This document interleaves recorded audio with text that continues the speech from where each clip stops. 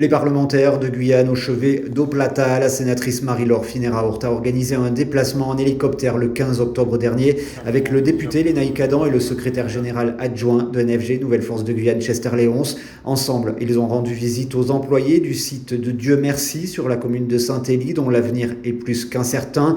Le tribunal administratif de Guyane a arrêté l'arrêté préfectoral autorisant l'usine d'extraction de l'or suite à un recours déposé par Guyane Nature Environnement. Comme le sénateur Georges Patient, qui est aussi intervenu sur le sujet, les élus ont apporté un soutien massif aux 90 salariés sur le site. Marie-Laure Phinera-Hort. On ne peut pas comprendre comment des écolos peuvent venir freiner le développement de notre territoire.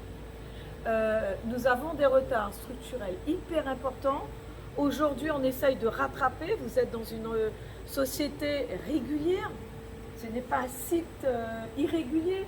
Moi, je me bats contre les sites irréguliers. Mais vous êtes un site régulier, vous travaillez, vous êtes nombreux à travailler.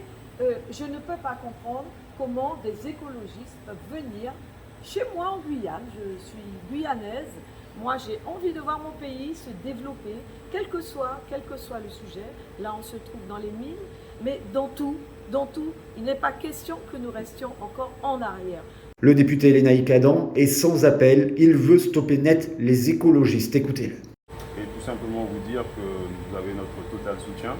Au-delà du soutien, nous sommes mobilisés en off et sur le dossier, défendre aussi sur les médias. Pas plus tard qu'hier, j'étais encore face à des écolos qui disaient qu'il fallait interdire mines légales et surtout d'ailleurs les mines illégales bien sûr, mais parfois il y a une confusion entre les deux. Les écolos, je ne vais pas les commenter ici pour vous, puisque ma position est ferme.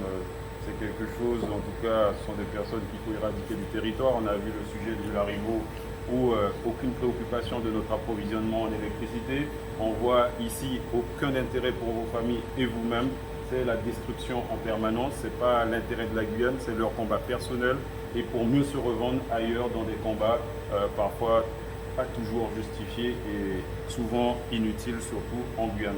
Guillaume Leclerc, le directeur d'Eau Plata en Guyane, veut toutefois délivrer un message d'espoir aux salariés. Le soutien des élus est primordial, indique-t-il, et le groupe est plus combatif que jamais. Le combat continue, mais après le coup qu'on a pris sur la tête, heureusement qu'on avait nos casques, on se bat les gars, il y a de l'espoir. Okay, comme je vous ai dit la dernière fois, il y a de l'espoir. Le PDG ne nous lâche pas, au contraire, les actionnaires ne nous lâchent pas.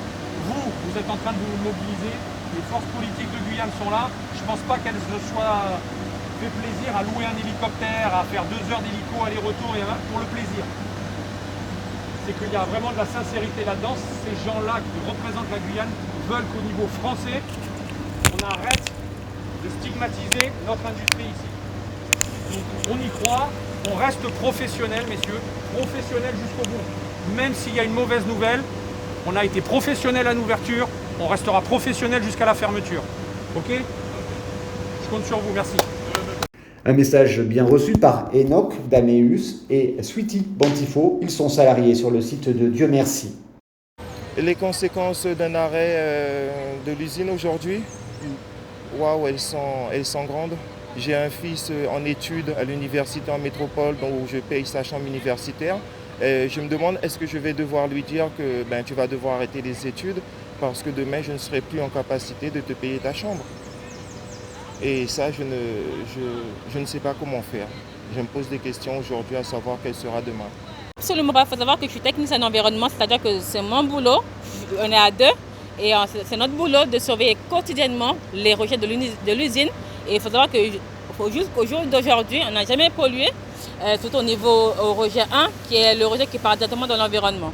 Et à ce niveau-là, on n'a jamais eu de pollution observée. Donc, en tant que technicien d'environnement, on n'a jamais pollué.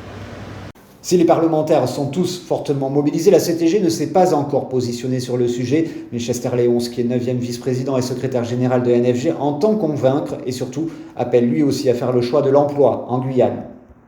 Parce que là, trop, c'est trop. Et il faut vraiment qu'on sauve 90 aujourd'hui. Après, qu'est-ce qu'ils vont dire? Donc, maintenant, il faut qu'ils arrêtent. Il faut comprendre que les Guyanais veulent un développement minier correct qui respecte l'environnement. Et c'est ce que vous faites. Et on ne peut que respecter votre travail et ce que vous apportez de plus de développement pour la Guyane.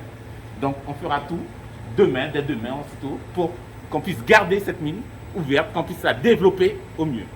Oplata a fait appel, le PDG du groupe, Luc Gérard, est en Guyane. Même si le processus d'arrêt a été lancé, le groupe y croit encore et les parlementaires et le monde économique restent plus mobilisés que jamais dans l'attente des suites judiciaires sur ce dossier qui concerne 90 emplois directs et plus de 300 entreprises en lien direct avec cette activité aurifère légale.